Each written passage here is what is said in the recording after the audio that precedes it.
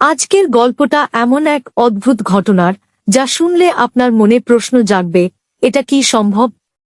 1984 সালের কথা। যুক্তরাজ্যের এক সুস্থ স্বাভাবিক নারী, বয়স 40-এর কোঠায়।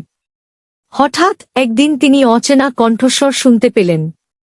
সেই কণ্ঠগুলো শান্ত, আশ্বস্তকারী। তারা বলল, ভয় পেও না, আমরা তোমাকে সাহায্য করতে চাই। তোমার মাথায় একটা টিউমার হয়েছে, দয়া করে হাসপাতালে গিয়ে স্ক্যান করাও। তিনি ভয় পেয়ে গেলেন। তিনি ডাক্তারের কাছে গেলেন, কিন্তু ডাক্তাররা প্রথমে বিশ্বাস করতে চাননি। তারা ভেবেছিলেন এটা হয়তো মানসিক সমস্যা। কিন্তু কণ্ঠস্বরগুলো বারবার বলতে থাকল, স্ক্যান করাও, সময় নষ্ট করো না। অবশেষে একজন সাইকিয়াট্রিস্টের অনুরোধে সিটি স্ক্যান করা হলো। আর স্ক্যানের ফলাফল দেখে সবাই হতবাক। তার মস্তিষ্কে সত্যিই একটি বড় টিউমার ছিল, প্যারাফ্যালসিন মেনিনজিওমা। টিউমারটি মস্তিষ্কের দুই গোলার্ধের মাঝখানে মেনিনজেস নামক আবরণীতে বেড়ে উঠছিল। আকারে প্রায় 2.5 ইঞ্চি লম্বা। কোনো মাথা ব্যথা, দৃষ্টি সমস্যা কিছুই ছিল না। কিন্তু টিউমারটি বড় হয়ে যাচ্ছিল। ডাক্তাররা অস্ত্রোপচার করলেন। অপারেশন সফল হল। টিউমার সম্পূর্ণভাবে অপসারণ করা হল। অপারেশনের পর যখন তার জ্ঞান ফিরে পেলেন, তখন আবার সেই কণ্ঠস্বরগুলো শোনা গেল।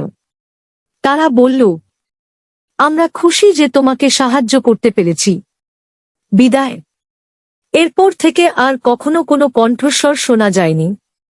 তিনি সম্পূর্ণ সুস্থ হয়ে উঠলেন। 12 বছর পরও তিনি একদম সুস্থ ছিলেন।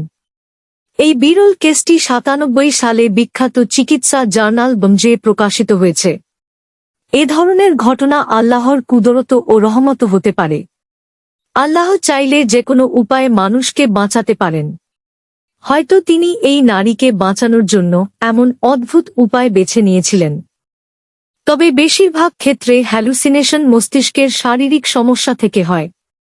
এই কেসেও টিউমার অপসারণের পর কণ্ঠস্বর চলে গেছে, যা ইঙ্গিত করে যে মূল কারণ ছিল শারীরিক। ইসলাম আমাদের শেখায়, রোগ হলে 2 চিকিৎসা করো। 1 আধুনিক মেডিকেল চিকিৎসা, ডাক্তার, স্ক্যান, অপারেশন। 2 আল্লাহর কাছে দোয়া ও কুরআনের চিকিৎসা, রুকিয়াহ। সুতরাং যদি কখনো এমন অদ্ভুত অভিজ্ঞতা হয়, তাহলে প্রথমে ডাক্তার দেখান।